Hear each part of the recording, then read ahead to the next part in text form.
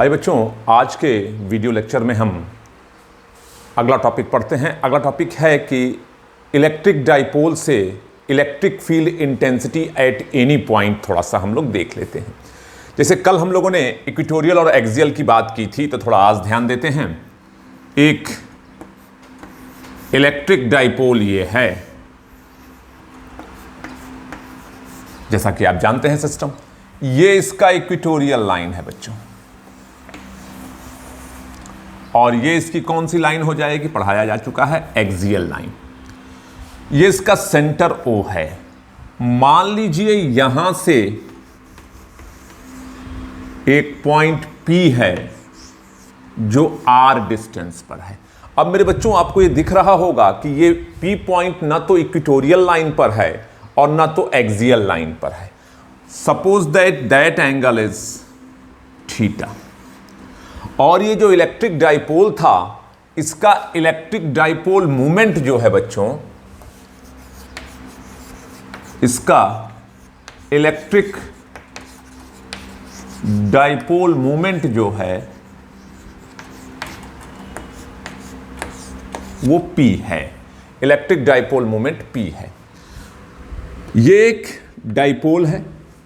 इस dipole moment का direction किधर होगा, माइनस से प्लस की। अब हमको इसी P से, इसी डाइपोल मोमेंट से इस P पर कितना इलेक्ट्रिक फील्ड इंटेंसिटी है, इसको कैलकुलेट करना है। तो थोड़ा ध्यान से देखना। हम लोग एक्सियल के बारे में भी जानते हैं और इक्वेटोरियल के बारे में भी जानते हैं। तो हम इस P को दो भागों में तोड़ेंगे, जिससे एंगल बनाएगा, उधर हो जाएगा P कॉस थीटा, और उसके परपेंडिकुलर हो जाएगा P sine theta.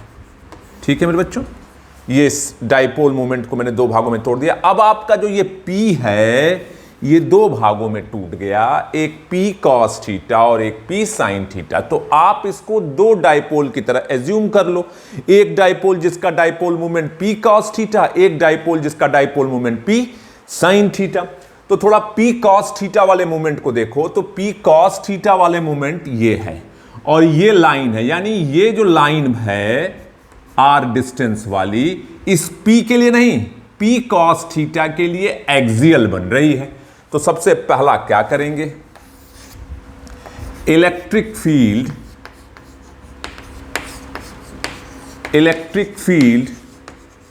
Due to P cos theta. इस P कॉस थीटा से इलेक्ट्रिक फील्ड कितनी होगी, मान लिया E1, और इस P कॉस थीटा का डायरेक्शन देखो ये है, और ये लाइन भी उसी डायरेक्शन में है। तो इसका मतलब ये एक्सियल बन गया कि नहीं बन गया। किसके लिए, P के लिए नहीं, P कॉस थीटा के लिए। आप कहोगे सर हम लोग तो P के लिए निकाल रहे हैं, आप P, तो मैं भी कह रहा हूं कि मैं इस P को दो भागों में तोड़ चुका हूं, दो डाइपोल में, एक P कॉस थीटा और एक P साइन थीटा। एक बार हम P कॉस थीटा से निकालेंगे, एक बार P साइन थीटा से निकालेंगे, दोनों को जोड़ देंगे तो जो दोनों का सम आएगा वो P से निकलने वाला फील्ड हो जाएगा। कितना हो जाएगा, एक्सियल लाइन के लिए फॉर्मूला याद करिए, 1/4 पाई एप्सिलॉन नॉट। 2P होता था, तो यहां 2P ना लिख करके हम P का कौन सा कंपोनेंट लिखेंगे, कॉस, और डिस्टेंस कितनी, R³। डायरेक्शन देखो क्या होता है, एक्सियल पर हमेशा जो फील्ड का डायरेक्शन होता है बच्चों, वो अलोंग द डाइपोल मोमेंट होता है।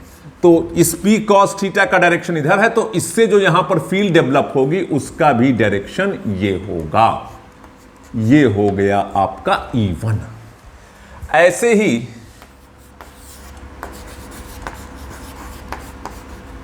Electric field due to P sine theta क्या हो जाएगा मेरे बच्चों, E2 बराबर 1/4 पाई एप्सिलॉन नॉट। अब देखो P साइन थीटा, देखो बच्चों ये है, देख रहे हैं, ये जो डाइपोल का, इस डाइपोल मोमेंट P का जो कंपोनेंट है P साइन थीटा ये है। अब P साइन थीटा ये है, तो ये उस पर क्या बन रहा है, परपेंडिकुलर लाइन बन रहा है, और सेंटर से पास कर रहा है। तो इसका मतलब परपेंडिकुलर लाइन किसी भी डाइपोल पे जो होती है वो इक्वेटोरियल हो जाएगी सेंटर से अगर पास कर रही है। तो इस P sin थीटा के लिए ये लाइन इक्वेटोरियल बनी और P cos थीटा के लिए एक्सियल बनी थी। तो 1/4 पाई एप्सिलॉन नॉट इक्वेटोरियल पर होता है P/r³। तो P नहीं लिखेंगे, P sin थीटा लिखेंगे और डिस्टेंस r³। डायरेक्शन इसका भी एज शोन इन फिगर है और इसका भी एज शोन इन फिगर है। कैसे? इक्वेटोरियल पर बच्चों जो इलेक्ट्रिक फील्ड इंटेंसिटी होती है उसका डायरेक्शन डाइपोल मोमेंट के अपोजिट होता है। तो हमारे इस फिगर में ये P sin थीटा इधर है और ये P उसके इक्वेटोरियल लाइन पर है। तो इससे यहां पर जो फील्ड डेवलप होगी वो P sin थीटा के अपोजिट। अगर P sin थीटा ऐसे है तो इससे यहां पर जो फील्ड डेवलप होगी वो ऐसे ना होकर के ऐसे, just opposite, like this.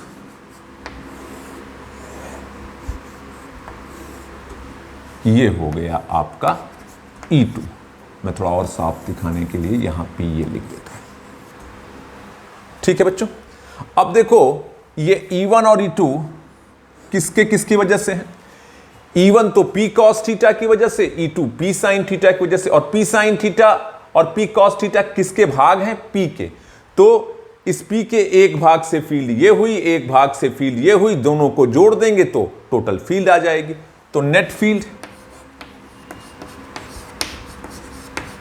Field at P E बराबर, और जब दो वेक्टर क्वांटिटियां 90 डिग्री पर होती हैं तो फार्मूला तो आप जानते हो, √a² + b² + 2ab cos theta. तो ये आपका हो गया E1² + E2²। तो E बराबर √, E1 की वैल्यू यहां से 1/4 pi epsilon naught 2p cos theta by r³ का whole square plus 1/4 pi epsilon naught p cos theta r³ का होल स्क्वायर। अगली लाइन में क्या कॉमन ले लेंगे? 1/4 pi epsilon naught P cos theta, sorry यहां पर P sin थीटा होगा मेरे बच्चों। ये P cos थीटा नहीं, ये P sin थीटा, ये P sin थीटा। अब हम यहां से कॉमन क्या ले सकते हैं? 1/4 पाई एप्सिलॉन नॉट कॉमन हो जाएगा, P कॉमन हो जाएगा, r³ कॉमन हो जाएगा। ब्रैकेट में क्या बचेगा? 2 का square 4 cos² theta plus sin² theta. अगर हम इसको लिखना चाहें तो ऐसे लिख सकते हैं 1/4 pi epsilon naught P by r³ √। देखो ये हो जाएगा 3 cos² theta plus cos² theta plus sin² theta. देखो 3 और cos ये मिलकर के 4 हो गया ये, लेकिन अब आप इसको लिख सकते हैं क्या? 1। तो E बराबर हमारा नेट फील्ड जो आया 1/4 pi epsilon naught P by r³ √3 cos² theta plus 1। अब ये किसी भी एनी पॉइंट के लिए फील्ड का डायरेक्शन, फील्ड का मैग्नीट्यूड हो गया। अब डायरेक्शन की बात करते हैं। डायरेक्शन के लिए इससे एक पैरेललोग्राम बना लेना। ये जो होगा ये अल्फा, ये आपका नेट फील्ड हो गया। इस अल्फा को चाहो तो कैलकुलेट कर सकते हो। कैसे करेंगे अभी देखते हैं। एक बार आप नोट्स इसको देख करके बने बच्चों बना लीजिएगा। अब थोड़ा सा डायरेक्शन की बात करते हैं। एट एनी पॉइंट के लिए ये इलेक्ट्रिक फील्ड आ गई। अब थोड़ा डायरेक्शन की बात करें। डायरेक्शन के लिए इस फील्ड का डायरेक्शन क्या होगा? डायरेक्शन आप देख रहे हैं फिगर में, ये नेट फील्ड E2 से कितना एंगल बना रही है? अल्फा। तो tan अल्फा बराबर परपेंडिकुलर अपॉन बेस यानी E1 बाई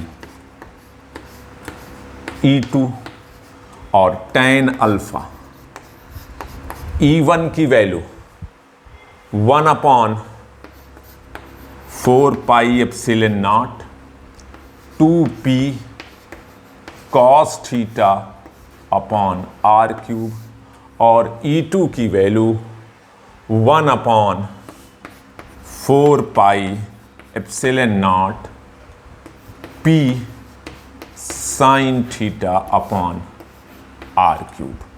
ये इससे कैंसिल हो गया, ये इससे p से tan अल्फा बराबर 2 cos theta upon sine theta. तो cos theta upon sine theta बराबर 2 cot थीटा। अब यहां से हम लोग थीटा की वैल्यू रख देंगे और 2 से मल्टीप्लाई करके फिर tan इनवर्स करके अल्फा की वैल्यू निकाल लेंगे। तो इस तरीके से ये electric field intensity due to dipole at any point आया मेरे बच्चों। थोड़ा ध्यान से देखते हैं, थोड़ा चेक भी कर लेते हैं।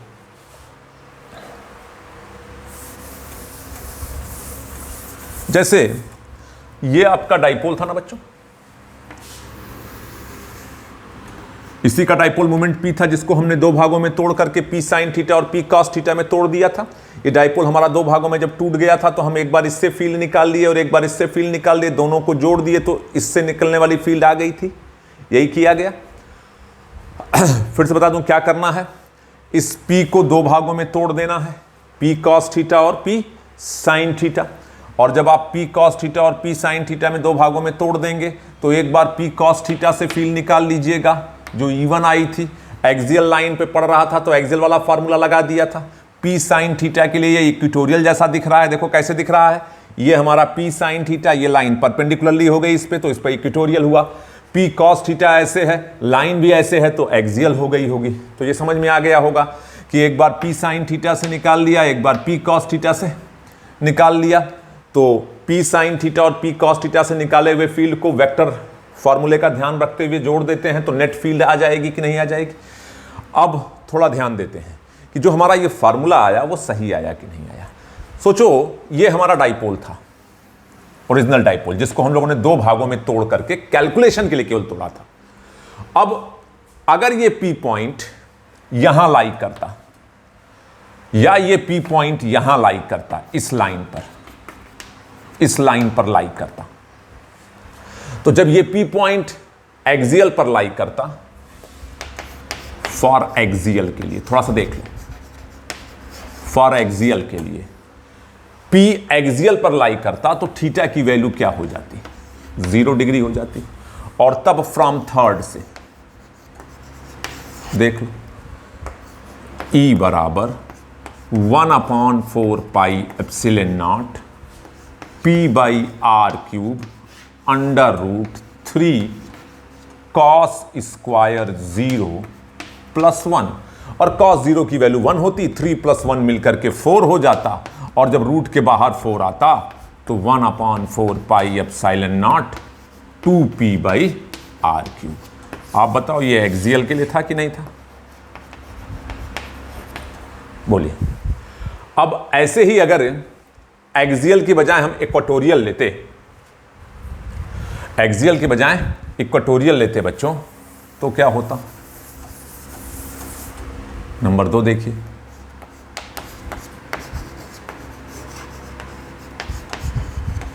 इक्वेटोरियल लाइन के लिए, इक्वेटोरियल लाइन के लिए ये P पॉइंट इस इक्वेटोरियल पर आ जाता और ये एंगल, तब थीटा की वैल्यू क्या हो जाती? 90 डिग्री। दैट मीन्स थीटा बराबर 90 डिग्री। तब हमारा E बराबर 1/4 pi epsilon naught P by r cube under root 3 cos square 90 degree plus 1, और कॉस 90 की वैल्यू बच्चों, कॉस 90 की वैल्यू 0, तो ये 0 होता, केवल 1 बचता। तो E बराबर 1/4 pi epsilon not P/r cube. आप देखो ये किसका हो गया, इक्वेटोरियल का। तो इस तरीके से मैंने इस लेक्चर में आपको बताया कि electric field intensity due to electric dipole at any point पर कैसे निकालेंगे। तो डाइपोल मोमेंट P है, उसको दो भागों में तोड़ दोगे, एक P cos थीटा और एक P sin थीटा। तो P cos थीटा के लिए वो जो एट एनी पॉइंट है वो एक्सियल का काम करने लगेगा, और P sin थीटा के लिए इक्वेटोरियल का काम करने लगेगा। Thank you.